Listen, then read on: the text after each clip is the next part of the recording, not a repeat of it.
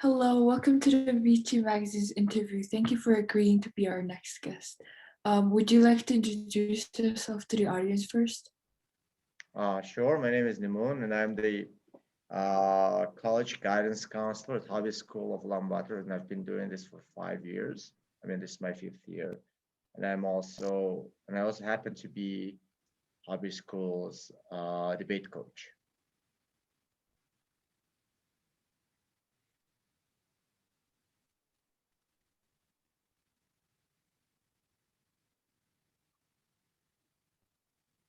We're lagging.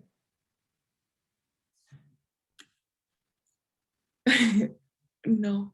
Okay, so for the first question, we would like to start with a question about how you spend your day. How busy is your work day? Well, my workday varies.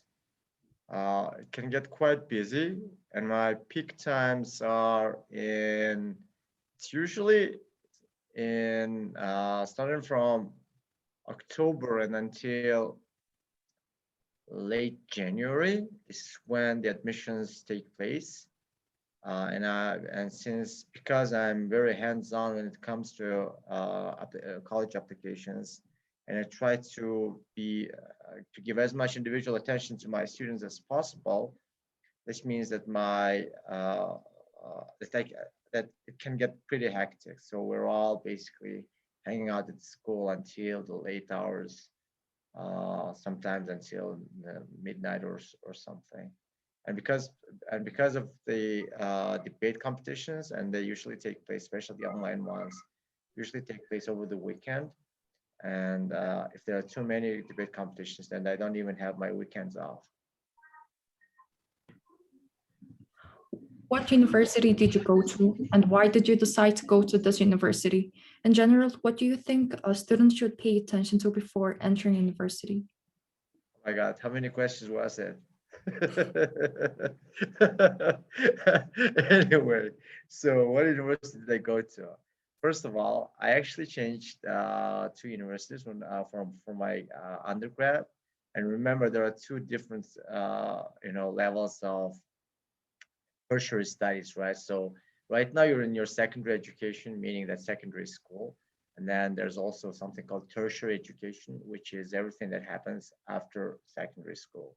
And for my tertiary education, for my undergraduate degree, first of all, I mean, I'm old. So when I was graduating, getting into MOIS was, all the rage. So I got into MOIS, and back then the most sought after school was the School of Foreign Service, whatever it's called, of International Relations at the Mongolian National University, and it was brand new. It was really cool, and since I had this dream of one day becoming a diplomat, that was my go-to school. And when I was so I studied there for 1 year, but in the meantime, there was this open scholarship announcement, and there was a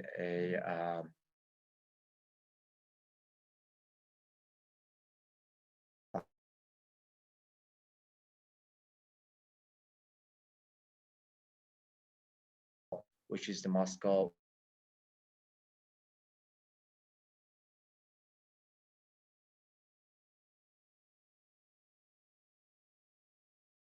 of every of almost all of Mongolia's diplomats, as well as Russian diplomats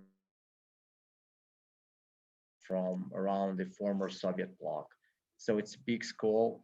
It's a very prestigious school. It's one of the best schools to go to if you want to go into international relations.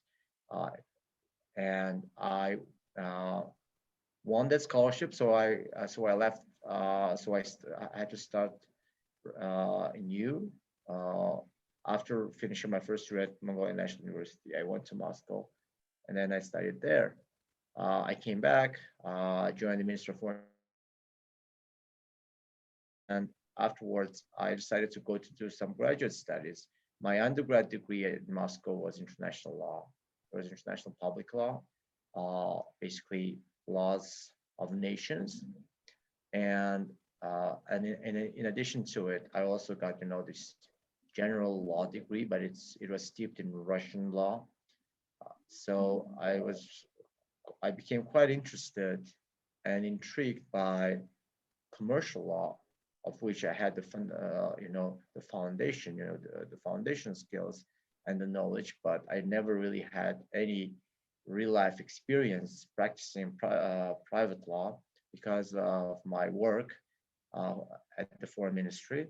And that's how I ended up applying to one school, which was Columbia University's law school, Columbia Law School in New York City. And that's where I did my master's degree. Of your question, what are you supposed to do if you want to go to university, and how do you know what you want to major in?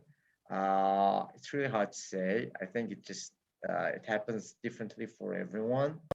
And as you can see, this is my third iteration, right? Professional iteration now. I don't think there's even a major for college counselors, right? But there are certain majors that are can easily be it can easily be adapted to almost everything. So a law degree, in many ways, I feel like it's one of those degrees, and it's one of those professions, because it requires you to basically hone your critical thinking skills and your writing skills. So basically, you can then work in pretty much any area except for hard sciences. STEM wouldn't be something that I would be able to basically go to now, but business or government or NGOs, academia, or for example, secondary schools, right? This is where you can go to with your law degree. So I would say of having some legal background, and in addition to it, as I was saying, when I was applying to colleges, back then we didn't apply to colleges, where we chose one and then we went after it. And for me, it was no-brainer because of how I felt growing up. Because I come from a diplomatic family. My grandpa worked for the Ministry of Foreign Affairs. My dad was a diplomat. I was born in India. I grew up in Czechoslovakia, right in Prague, etc., etc. So it was kind of an easy choice for me. So basically, I would say it was more like I was pre-programmed and maybe even brainwashed into wanting to become a diplomat, because everyone was a diplomat, right? My immediate family and in my extended family, and also if you look around your friends, because they all also had parents who were in the foreign service. So I would say that I wouldn't say it was something that came naturally to me. Most probably it was something that was more or less given to me by my background and the environment that I was living in. So yeah, but it was a good choice, I would say. It really opened my eyes. Spending 4 years in New York working at the United Nations was a beautiful experience. I would never trade it for anything else. But yeah, so I think it can be different for different people, and I must say I am very proud of anyone family traditions, right, and go into something entirely new, because there wasn't something that I did. And then when I look back, I think I've been just a little bit self-deprecating now. My career choices, the very fact that first of all I went down this international law, international relations path.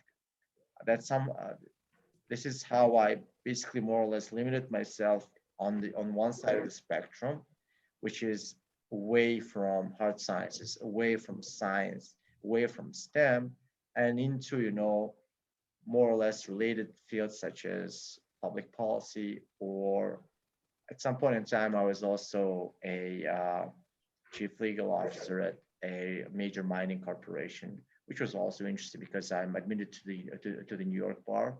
So I did a lot of contracts negotiations. Yeah. So yeah, long story short. What are the most important lessons you have learned in your career? What were the most important questions that I learned in my career? The most important questions that I learned in my career would be, first of all, you just have to work hard. That's the most important one. And I also learned that the harder you work, especially in your first 2 years, the lighter your load is as you progress, right? Because you keep learning things. So it's just when things are new, this is when they're tough.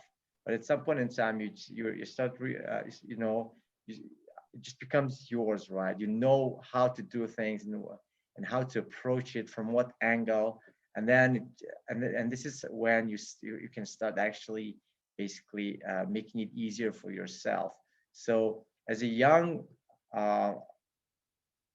as someone who is young and who just joined the workforce, I would say the worst thing would be to really to care too much about your work-life balance, because obviously you have zero skills, like practical skills, you have to acquire them, and the best learning. And by learning, I mean doing it yourself and also learning from whoever is around you. Having a wonderful boss who / mentor really helps. And I was really fortunate that my first boss actually became my mentor. It was a she, and she really, I mean, helped me a lot in terms of how I would, do things, how responsible I should be about whatever I do. And that's incredibly important. So if you have the heart for it, just go for it. That probably is my number one question. The second one is, no matter what happens, just don't give up. Life is rich. There will be, problems and obstacles and challenges. Just can't give up whenever it just happens to you. You just have to, stand up and move on. For the next question, what are the advantages and disadvantages of your profession? So basically, what are the advantages and disadvantages of my profession? I would say that, for this profession, and I understand that you're referring to what I do now. No, we're referring to the lawyer part. Okay, I see. Guys, you have to be more, try to communicate with me more instead of, sticking to your script. All right. I was thinking, I mean, a good interview is more of a conversation and not an interrogation, right? So yeah. So the legal profession, you mean? So for the legal profession, what are the disadvantages and what are the advantages? Legal profession is quite interesting in many ways, and I feel like a lot of people do not really understand what does it entail to be a lawyer. And you know what? I am not really sure too. I'm just gonna make this big confession here. Anyway, and the legal profession in and of itself also has many facets, right? You can be a trial attorney, someone who goes to trials and defense, right? Think about all those courtroom dramas that you watch on TV. That would be one part, right? And especially the criminal lawyers are very different from corporate lawyers. So at first I was more on international law side, which is where I would be, working on multilateral multilateral treaties more, because I was more into international organizations and international peace and security stuff, right? So that was really interesting. But then when I when I left the public service and joined the private sector, it was also very interesting in many ways. So the biggest advantage of a legal profession is that you get to learn a lot on a daily basis. It never repeats itself, because the laws can be, you see, laws are written, right? But the way how they work out in real life are always, that's always different. So there's always, this feeling of something new, and be of something fresh that you have in your life, in your professional life. At the same time, being a lawyer, obviously it's a lot of responsibility, and it's also quite a lot of work. For example, when I was working on the biggest deal of my career, I would say, was the deal that I did when I was working at a company called Newcom, and we were building Mongolia's first wind farm. So the project in and of itself was cost $120 million, and I was, heading the legal stuff. So it was really interesting, but it was a lot of work because there were multiple parties that we had to negotiate with, and because of the nature of the project itself, there was a lot of legal documentation. Basically, hundreds of pages of contracts, and you had to basically go through everything, and then really have to know what's happening and why you have this word or that comma here and there, right? So basically, at some point in time, contract negotiations boil down to commas and articles. So there's a lot of attention to detail that is involved too.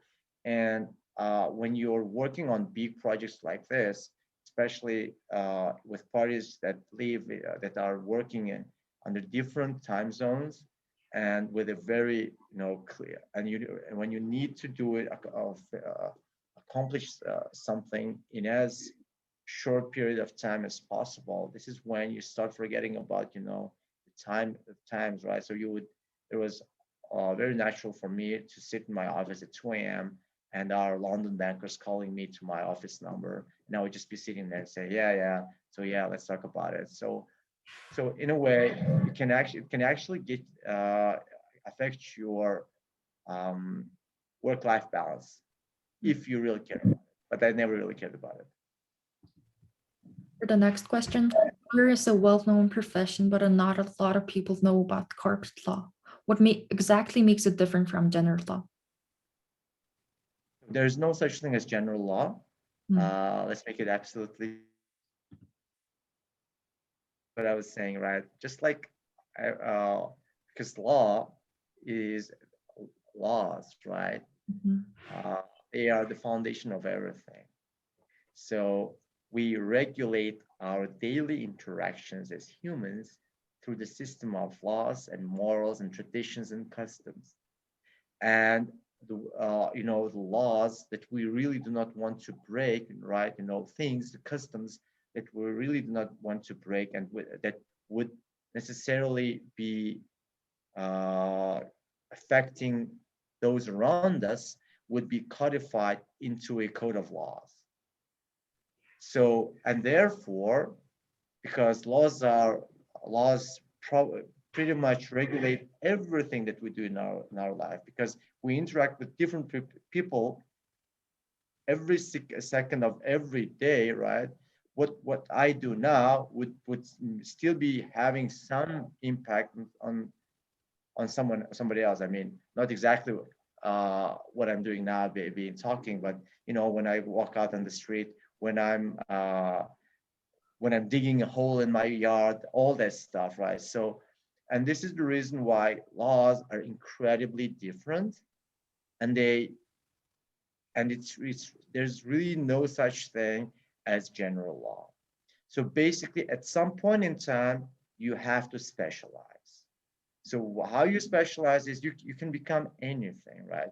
You can become a lawyer who is specialized in elections law. You can become a lawyer who specializes in international law, meaning in the law of writing treaties. But even international law in and of itself, again, goes into many subsets. You can become an international humanitarian law legal professional, someone who knows more about the laws of war, or you can also become someone who would be defending human rights or environmental law.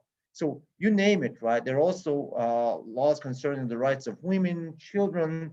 So all of that, there's at some point in time, you just have to specialize. And even corporate law in and of itself is also not this uniform mass. There are people who specialize in project financing, work more on the finance side. There are people who work more on the trials, right? Or maybe arbitrations. And there are also people who who actually specialize in construction projects.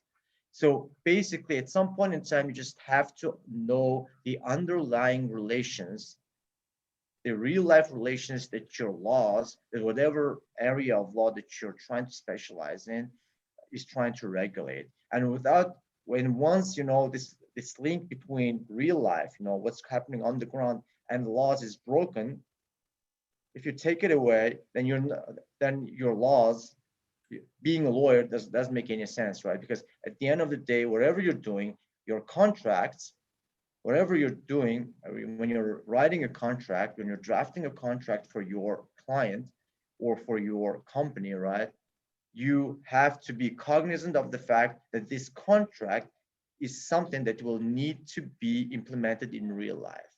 So your construction contract will have to be, will have to encapsulate what the relationship between your contractors, people who will be building it, and your right.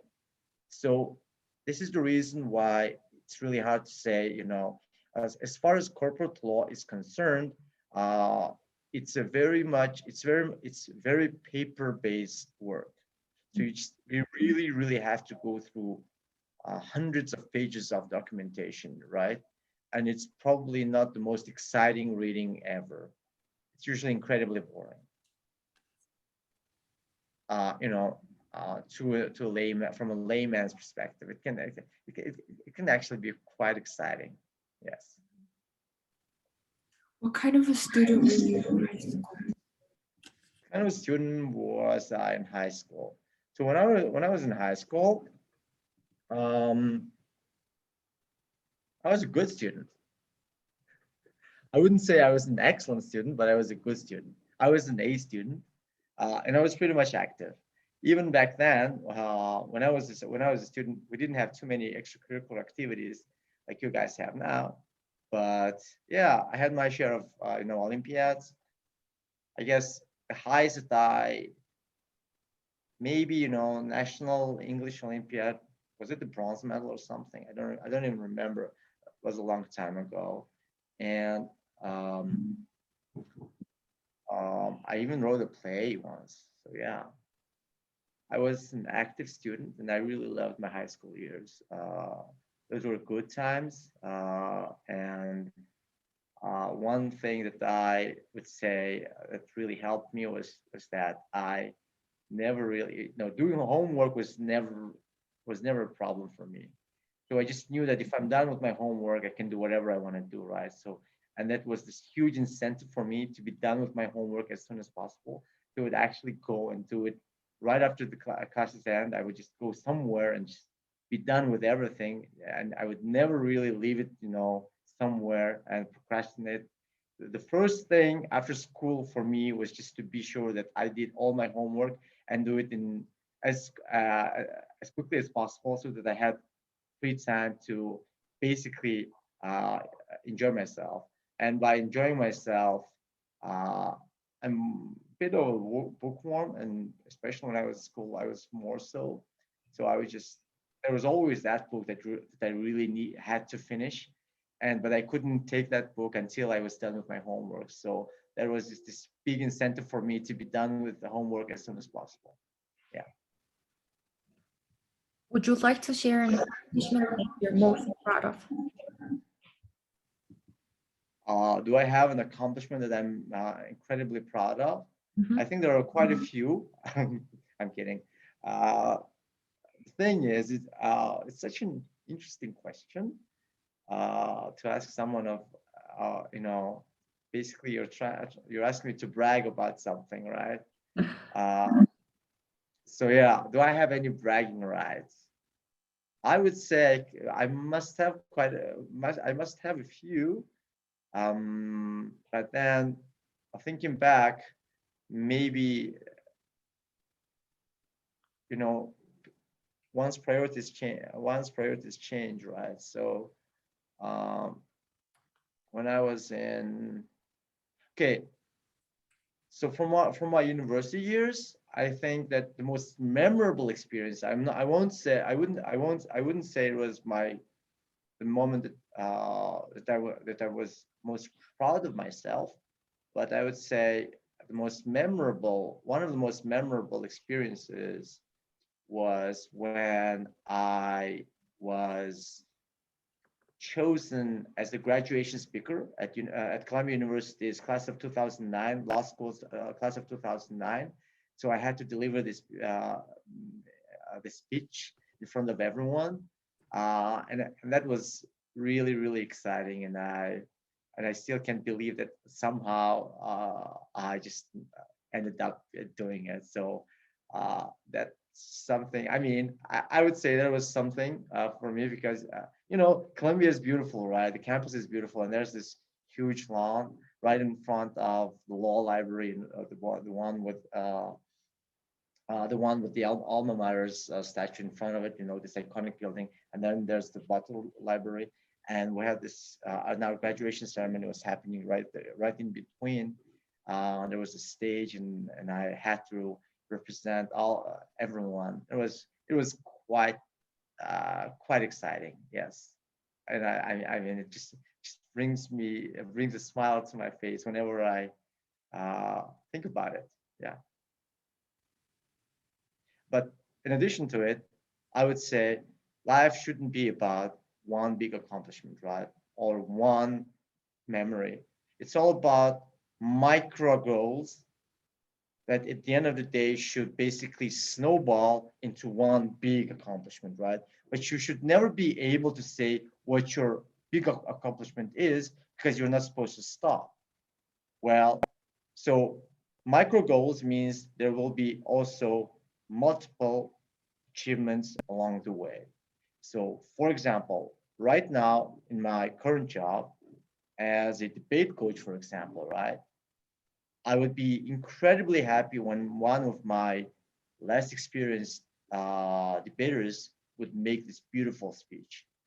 It doesn't have to be, in a competition setting. Just the fact that they're making this beautiful speech is already an accomplishment, and I already feel like I've accomplished something. The next one would be, for example, when we break, right? So last fall we broke third. One of my teams broke third at the Dutch schools debating championship, and there were a bunch of national teams there. It was really awesome because we didn't really break, and that was really, really awesome. I was proud of what we have achieved, right? So that was really awesome. Or on a daily basis, especially in this time of the year when the kids finally know where they're heading out, right, after school, after when they're done with hobby, right, and and their accomplishments, that really, really amazes me and gives me this that's like a source of energy for me, and of positive energy for me. I'm just each and every college that sends them acceptance letters is this little piece of joy, and I kind of feel like just, all of these together would be, and this is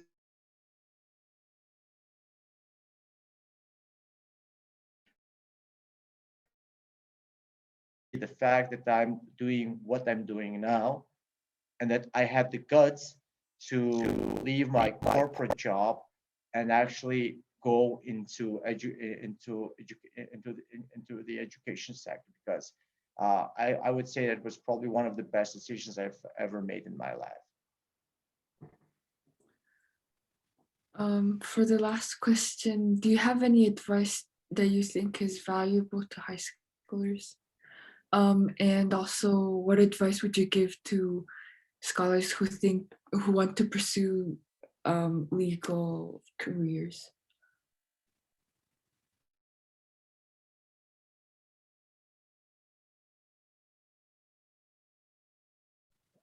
Advices to high school students, and it depends on what kind of advice they're seeking. So I would just say, do not. One thing is, I think as a high school student, when you're on the cusp of adulthood, it's incredibly important to see things in perspective. And I know that it's really, really difficult, right? I was there once upon a time. I was also a high school student. And this is this time when you know that you're still young, but at the same time, you just feel incredibly grown up. And everyone is an idiot, right? Especially your parents are just idiots. I mean, they don't understand nothing. They can't even, work with technology anymore. They're just obsolete. And just have to, I would say that as a high school student, you just have to remember that at some point in time, you'll get to the same point in life, right? Where you will be seen as someone antiquated and not modern anymore. That's first. But second of all, you just also have to always be cognizant of the fact of the journey that whoever is around you had to make, right? So being just a little bit more humble would be a good advice.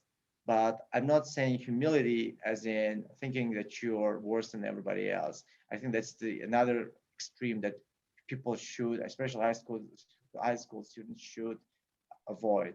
And what I'm trying to say is, even if you're not the A student, right, just have to know your own worth.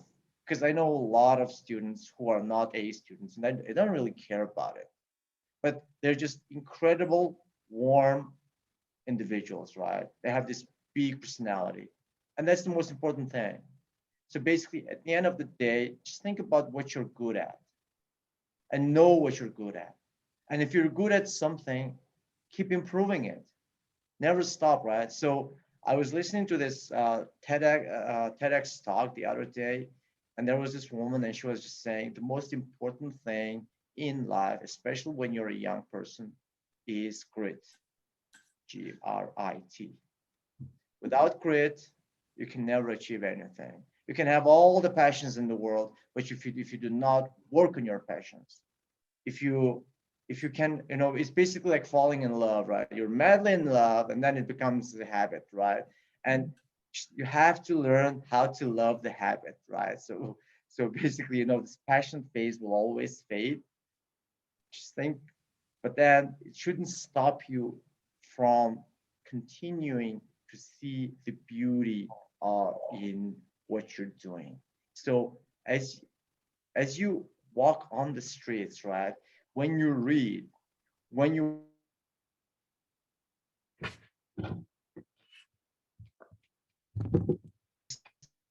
things, right? Be open to seeing something positive and beautiful in everything. And I think that is something that is missing in a lot of people. And I'm not talking about young people. I think young people are actually the ones who are better at it, right? But it's very important not to lose this quality, because as we grow up and as we grow older, it becomes harder and harder to see the beauty in everyday minute things. And and that is where the magic of existence is, I would say, right? So the moment when you lose seeing the beauty, when you stop seeing the beauty, is the moment when you stop improving in anything you do, because you